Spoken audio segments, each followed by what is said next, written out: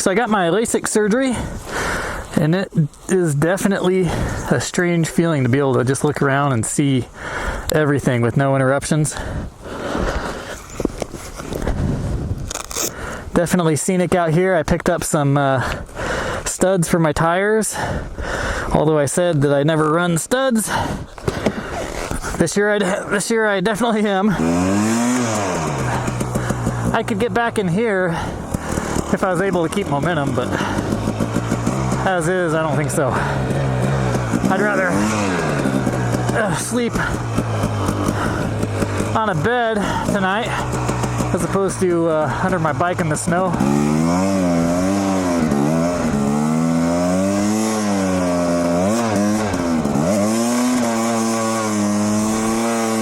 I am continually impressed with traction.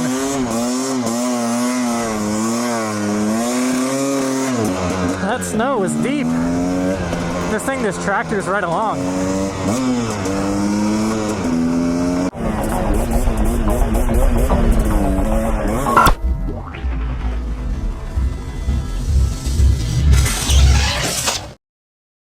That's a campground that I've parked in before, but the entrance to it is completely blocked with snow. There's not a lot of opportunity for parking over there, but this was definitely worth the drive just for the scenery.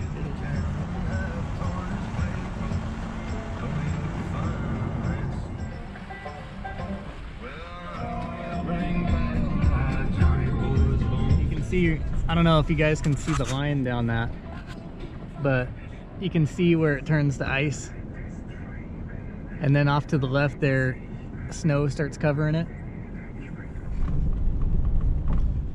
So I've been riding my bike around. I finally got studs for it. I finally went ahead and got them. But as you can see, I don't have very many on the rear. Really can't get through ice very well at all. I mean, it's like the great equalizer. I mean, I don't think anybody can really get through ice, so studs really help. But there's some really interesting formations out here. That little island that goes, it's not really an island, it's just a deal that goes all the way out there. The color is just beautiful right now. The sun is setting. It's 6:10 right now, p.m. I imagine it's probably about 30 degrees, but I'm wearing all my cold weather stuff. I usually just wear a neck gaiter, which you can see down here. That's the lifesaver for me. And then I wear my inversion gloves from Climb, and then I double up on my coats and stuff like that. So I've got a basically like a jogging style like sweatshirt as my base layer, and then I do a sweatshirt over the top of that, and then a Carhartt. So I keep pretty warm, really. But I'm just out here getting away from society a little bit and enjoying nature, and it is beautiful out here. It's the maiden voyage for my studded tires, so just doing a little test ride out here, kind of. They feel really good. It's nice to get away from the city every once in a while. If you can't do the single track, then I guess this will have to do. A lot of people have asked me, why single track? Why would I prefer single track over anything else? Why wouldn't I be satisfied with just riding a road all day? To answer that, I would say that's a pretty easy one to answer. And I mean, the way I could explain it to people is, imagine you're walking down this road, for your hike. Now, why would it be any more interesting or any more fun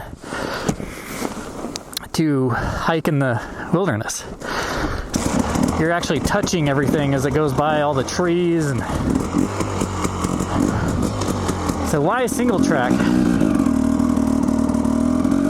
It's just a lot more immersive. It's a hiking experience. It's very, very similar to hiking. Whereas a four-wheeler trail or a fire road or anything of that sort is more of a road just like this one here. Very much still outside of the wilderness, pretty much no matter where you are. But you definitely don't feel like you're out in the wilderness by yourself. Whereas when you hit single track and you're climbing over rocks, you're climbing over logs, you're pushing your way through bushes, you're touching everything as it runs by, you just feel like you're out there hiking. It's the same exact feeling as hiking. And I've actually thought about doing that before as well, taking a hiking pack out with me. I think I will do that this summer. So I'll take a hiking pack out there and hit up some single track and then find a good place to camp. That'd be a pretty neat overnight trip.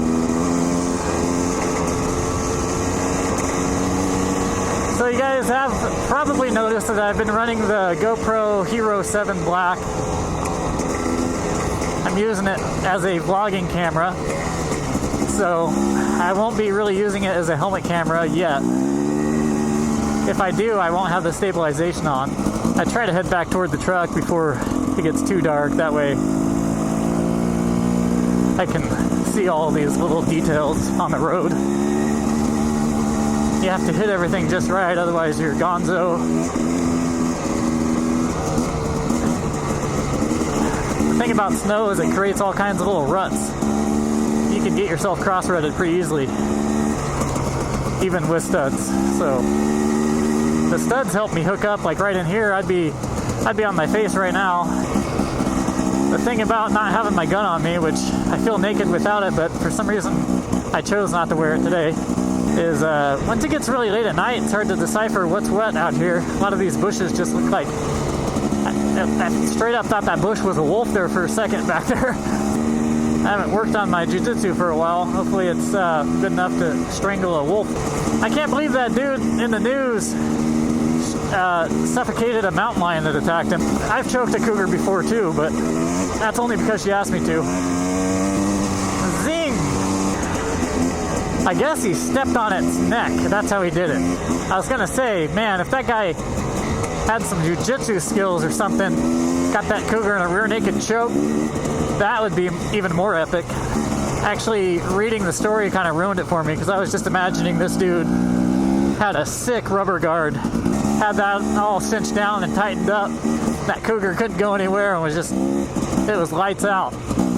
He even put one hand up to its lips as it went to sleep. He was like, shh, go to sleep. Go to sleep, cougar.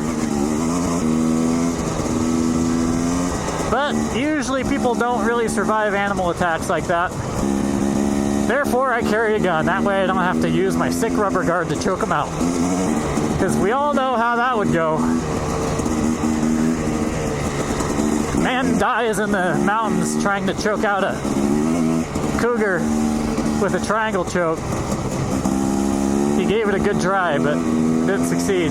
I was watching the Joe Rogan podcast, and he was talking about how this veterinarian friend of his had a pit bull come in, and the owner said it had scratches all over it. Well, the guy looked at it, and it had severe cuts all over the place on this pit bull. And he asked what happened, and the owner was like, I have no idea, man. Like, I came home, and he was all messed up like this. The owner went home and followed the blood trail out to the foothills back behind his house. And he found 9 dead coyotes in bits and pieces. This pit bull mauled through these coyotes. They are built to destroy. I can't believe that, though. A dog versus coyotes? I mean, coyotes are wild. And they had numbers on their side. And they're tactical as well. Apparently not tactical enough. That's a good dog to have around in case you have somebody break into your house, but man, I would never have that thing around my daughter. Holy crap. Those things are built to kill. Yeah, kids. I'm really worried about dogs and kids. I don't like dogs being around kids. Really scenic stuff here. It's pretty amazing. just 360-degree views. Anyways, I guess I will catch you guys on the next ride. See ya. His name is RacerRed. If he wasn't riding, he'd be in bed. He naps during the day. He rides his love in garage bays. Oh, he rides all night, full throttle all the time. Oh, he was born to ride. Red Racer, like, comment, and subscribe.